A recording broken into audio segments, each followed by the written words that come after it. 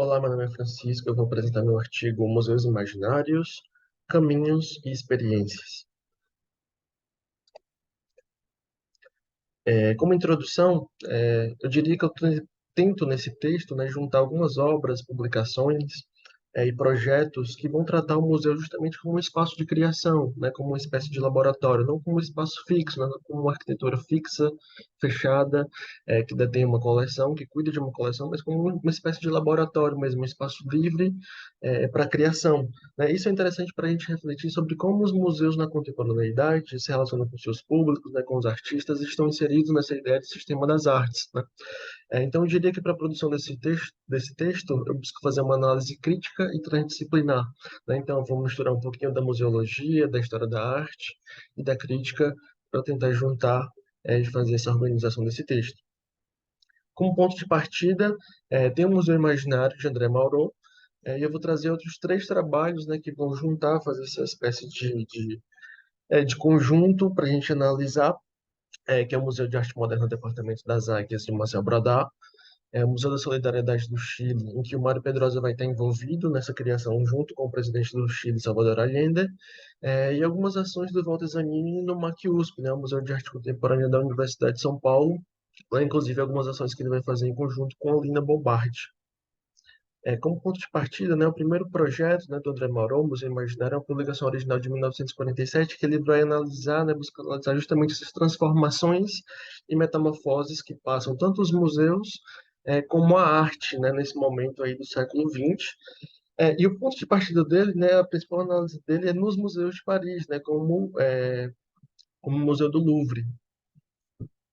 O autor, né, Edson Rosas, né, ele vai analisar esse texto do André Malraux, e ele vai dizer que tem duas ideias principais que estão nesse texto. Uma ideia de museu de imagens, né, o museu imaginário como museu de imagens, que é uma ideia que surge principalmente a partir dessa virada técnica, né, dessa reprodutibilidade, dessa possibilidade de reproduzir as imagens, né, com as técnicas das gravuras, a fotografia e do cinema, né, que é uma ideia também que está presente na obra do Walter Benjamin, né, ou seja, a partir de álbuns, livros e outros tipos de reprodução, qualquer pessoa, né, em qualquer lugar do mundo, pode ter acesso a uma obra sem que ela esteja geograficamente, né, ali no mesmo espaço daquela obra. Então, ou seja, tem uma espécie de solução, né, nessa presença física.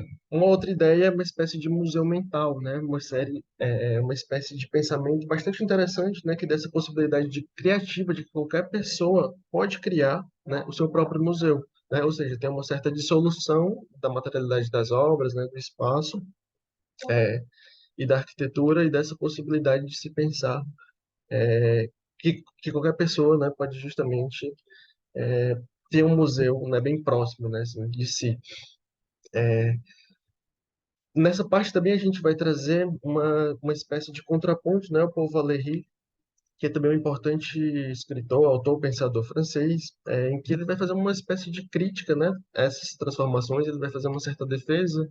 É um período em que as obras estavam mais relacionadas com a arquitetura, né, como, por exemplo, com os afrescos, né, nesses ambientes mais religiosos. E ele vai também trazer um pouco esse debate sobre essa ideia de posse, né, sobre quem detém essas obras de arte, né.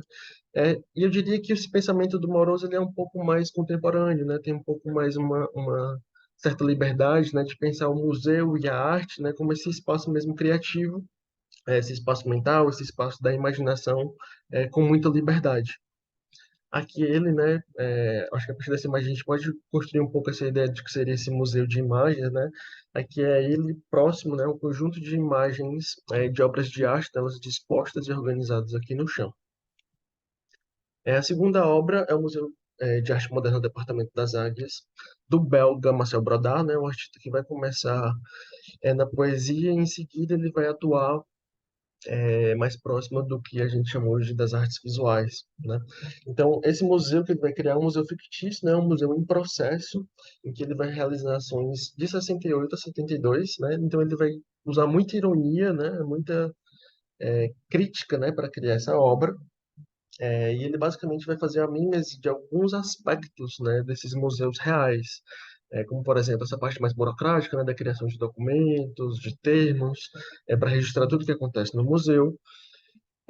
Um outro ponto é essa parte mais disciplinar, né, desses museus como um espaço que tenta regular de alguma forma é, essa espécie de conservação, né? Você não pode tocar na obra, você não pode fazer algumas coisas, então tem uma série de medidas restritivas. E um outro ponto que ele vai pegar, né, que eu diria que é o mais importante aqui para a obra dele, que é justamente essa forma de organização de alguns museus, né? Que são as sessões, né? Então ele vai criar 12 sessões, né, fazendo essa mímese, é, criando suas ações. A primeira, em 68, a sessão do século XIX, em que ele vai criar esse espaço, né, nessa casa, meio que fazendo essa mímese, né, tentando juntar alguns elementos para dar essa veracidade a esse espaço, né, algumas caixas, né, de obras de arte. A gente pode ver aqui escrito pintura, enfim. Na parede também ele vai colocar algumas imagens, algumas reproduções de obras de arte de artistas do século XIX. Então ele vai tentar juntar, né, esses elementos para fazer essa crítica, para fazer essa primeira ação do que seria esse museu. Um espaço sem obras, mas é um espaço que dá várias pistas, né, de como se existissem obras ali, como se algo importante tivesse acontecendo ali. A seção documentária ele vai fazer uma espécie de arquitetura desse museu na areia do mar e vai colocar algumas placas, né, com essas frases disciplinatórias que eu acabei de comentar, como essa, né, que é proibido tocar nas obras de arte. E o interessante é que com a subida da maré, essa arquitetura, né, essa série de comunicações disciplinares do museu, elas vão ser meio que destruídas, meio que apagadas, mostrando um pouco dessa efemeridade e dessa dissolução, dessa arquitetura que ele vai propor aqui na areia. Na seção financeira, ele decreta a falência do museu e vai tentar vendê-lo. E aí as três últimas ações acontecem em 72, né? Na seção das figuras, ele junta 300 objetos com signos que tem águia, né? Sempre objetos que lembram ou que tem esse signo da águia. Em todos ele vai colocar uma etiqueta de isto não é uma obra de arte, que é a imagem dessa seção. Em 72, ele também vai criar a seção publicitária, que basicamente são as imagens da seção anterior. E tanto a seção publicitária como a seção de arte moderna, né, as duas em 72, elas vão para a quinta documento de Cássio, né? Aqui também ele vai criar um pouco dessa ideia desse espaço privado, né? Um pouco dessa crítica, essa restrição espacial. Né? E o interessante é de pensar que ele vai criar um museu fictício, né? Cheio de ironia, justamente para criticar esse sistema das artes. E as duas últimas ações ele realiza dentro de uma importante mostra internacional, né? Mostrando um pouco aí dessas contradições existentes. O Museu da Solidariedade do Chile, né, que é um museu que o Mário Pedrosa, né, o crítico brasileiro, vai ter uma importante atuação. Né, o Chile estava no momento de implantação socialista, né, a partir do presidente Salvador Allende. O mundo passava por um momento de Guerra Fria, né, disputa